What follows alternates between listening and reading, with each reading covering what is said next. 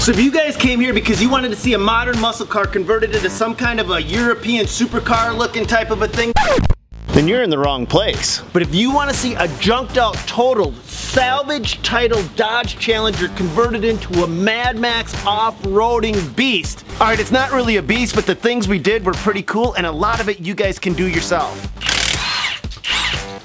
Then you are in the right neighborhood. We're talking about Rhino lining the top, brand new tires and rims, widening out the back using a universal Fender Flares system.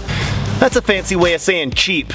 Giving it a 3.5-inch lift, Baja style off-road lighting, and we're not stopping there. So let's get going. So now would be a good time to subscribe. You guys ever gotten yourself into a situation where you had no clue what you were gonna do or how you were gonna get out of it? The first time I seen this Dodge Challenger, that's exactly what happened. I didn't know what I was doing or how I was gonna do it, but it just felt right. It was crying in the back corner of an old parking lot, sitting underneath the tree, windshield and rear window totally busted out, covered in hail dents, and I knew that it needed to go home with me. Two things were gonna happen that day. The first, I was gonna be in big trouble with my wife because when I brought that home, all she seen was 2 doors and we have 4 kids. Now according to her, that's just not good math. The second thing was gonna happen, I had a new project and no idea where to take it.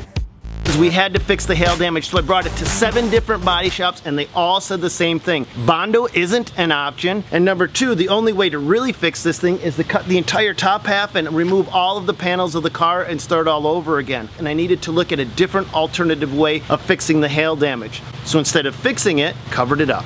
To do that, I opted for Rhino Lining because the texture and pattern in the Rhino Lining itself, or Linex if you choose that, covers up the hail. It draws the eye away from it. I realized that this could become a viable option after I let the car sit out in a rainstorm and I came out and looked at all the raindrops on top of it, made the hail damage disappear. That's what I experimented with Rhino Lining it, and now people can walk straight up to it, look at it this far away, and not realize that it's been in a hailstorm. You know, they're probably just wondering, why the hell would you Rhino line the top of a car? Well, why wouldn't you if it's already been totaled out and there's no other fix? You've got nothing else to lose. So when I realized that the Rhino Lining would actually cover up the hail damage on this vehicle? It's a car. Car. Say it with me. Car. I also noticed that it just made it look tough, and I absolutely love the look of those old Mad Max movies.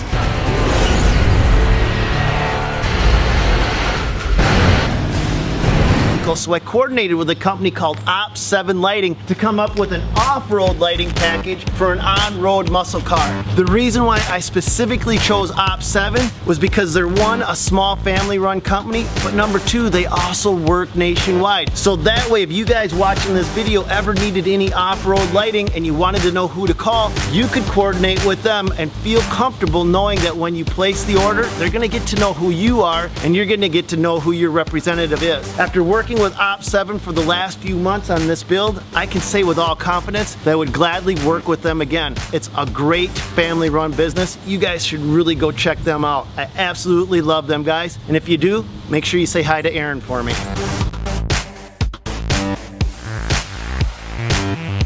Now the next thing that needed to be done to make this car look more aggressive is to update the tires and rims. Some of you guys probably remember when I did the $40 DIY rims. Well, it was time to upgrade it from that, so I coordinated with a company called Moto Metal, and you'll notice that those rims have like the big sprocket in the middle, and it reminded me of one of my Dozer tracks. Absolutely just love that aggressive look that Moto Metal's rims supplied to this car.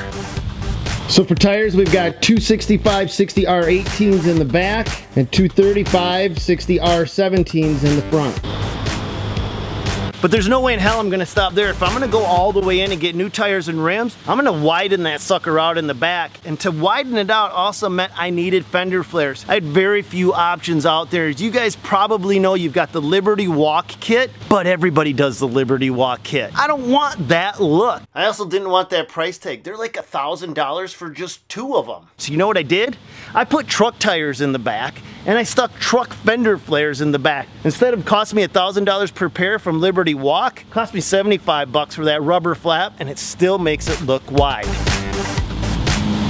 to make those back tires actually fit, I had to jack that back end up 3.5 inches and put in a lift kit.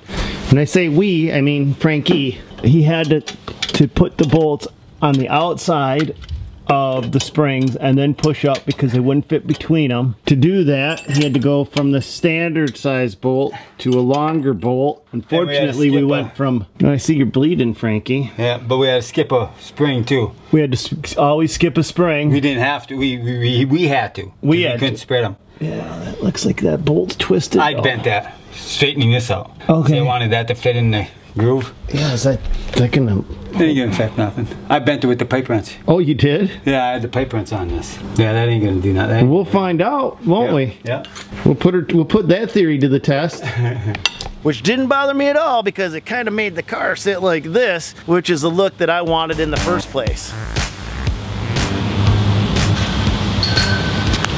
So as a throwback to the old school muscle cars, we put Hodgkin's hood pins on the front, we've got a billet grill, then we put in the lower fog lights, mid-level fog lights, and then the light bar on the top.